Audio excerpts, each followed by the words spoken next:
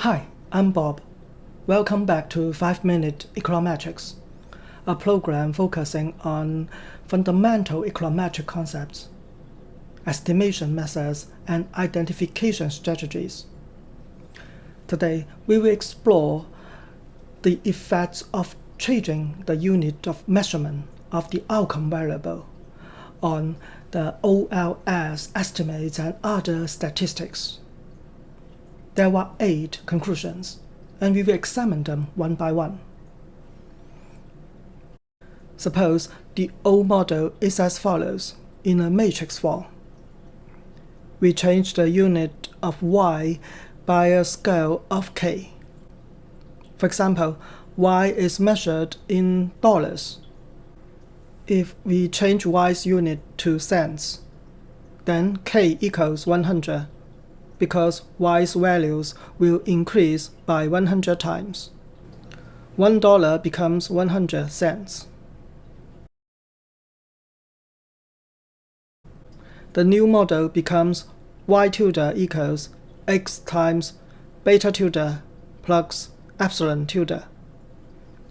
From the construction of the new model, we can immediately see that the new OLS estimator beta tilde equals k times beta hat.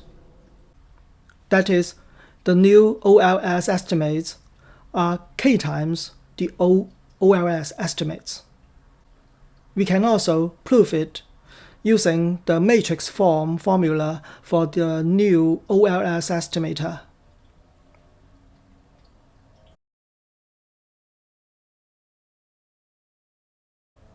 The second conclusion is that the standard errors of the new OLS estimates also change by the scale k. We know that the standard error is estimated by the square root of the variance of the estimate, where the variance of the estimate equals the error variance divided by the sample variation of xj and the r squared from regressing xj on all other explanatory variables. The denominator concerns the explanatory variables that remain unchanged. Only the numerator, sigma tilde squared, changes. It is measured by the sum of square residuals, which is k squared times the O error variance. So, the new estimate variance is k squared times the O estimate variance, and therefore, the new standard error of the estimate is k times the O1.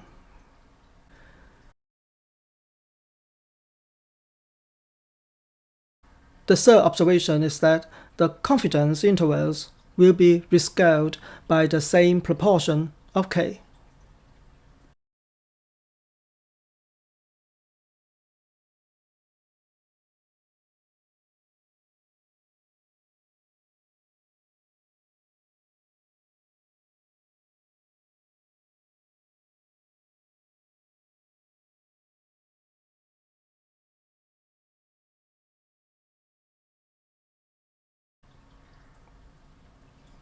The fourth conclusion is about the t-statistic. From its formula, we realize that the t-statistic is unchanged. In other words, the statistical significance of the explanatory variables in the model is unchanged. Changing the unit of measurement should not affect the statistical significance of any variables. The fifth result is that the r squared is unchanged. R squared is the goodness of fit that measures how much variation in the outcome variable can be explained by the explanatory variables in the model. The change in the unit should not affect it. We can show it using its definition, 1 minus the residual sum of squares divided by the total sum of squares. The residual sum of squares and the total sum of squares are both rescaled by k squared, leading to an unchanged r squared. The sixth conclusion is about the F statistic for the overall significance of the regression. It is also unchanged. We can see it from its relation with the R-squared. The seventh conclusion concerns the F statistics and the LM statistics for testing multiple exclusion restrictions. Recall that the F statistics can be computed using the R-squared form from the restricted and unrestricted models.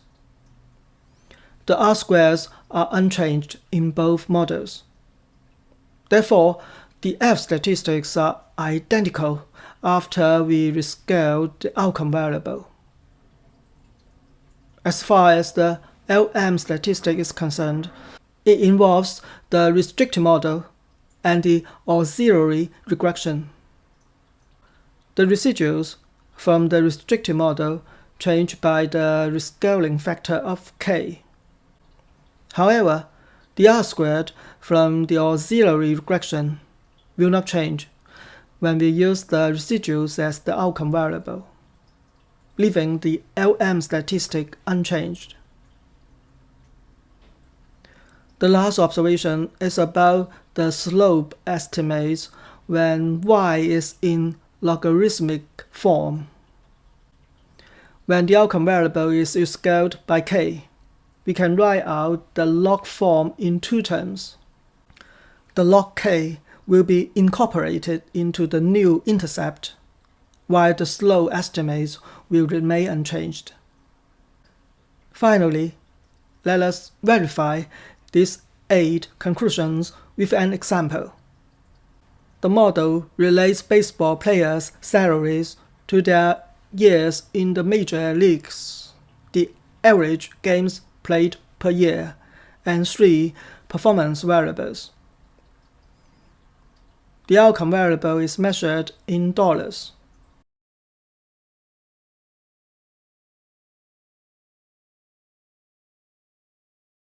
Suppose we rescale it in thousands of dollars.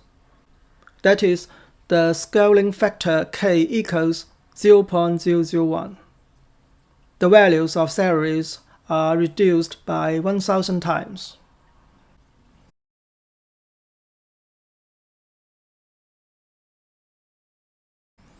After running the regressions, we use Stata's stab command to compare the OLS estimates, standard errors, and other OLS statistics.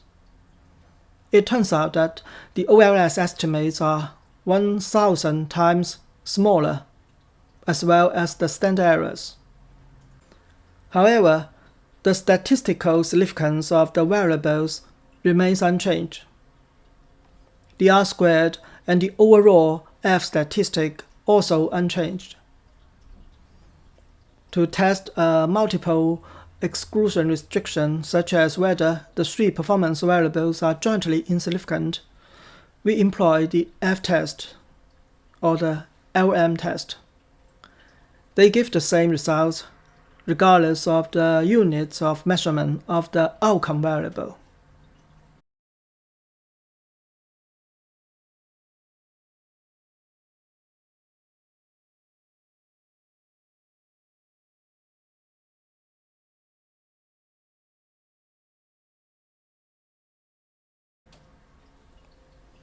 If we use the logarithmic form of salaries, changes in the units of salaries do not affect the OLS slope estimates or any other statistics, except the intercept estimate.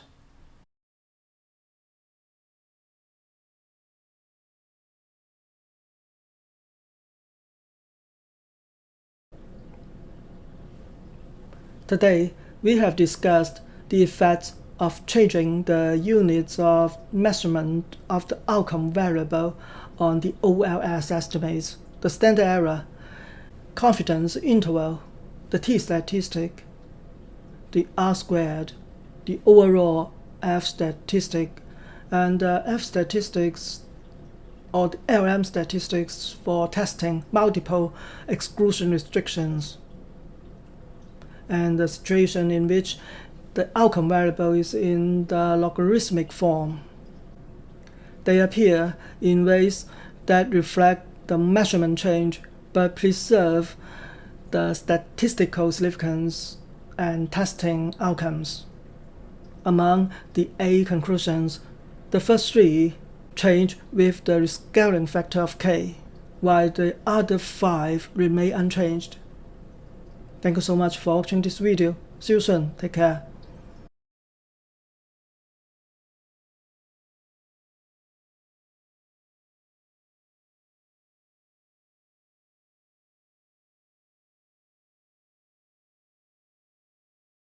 Thank you for watching this video and subscribing to my YouTube channel. See you next time.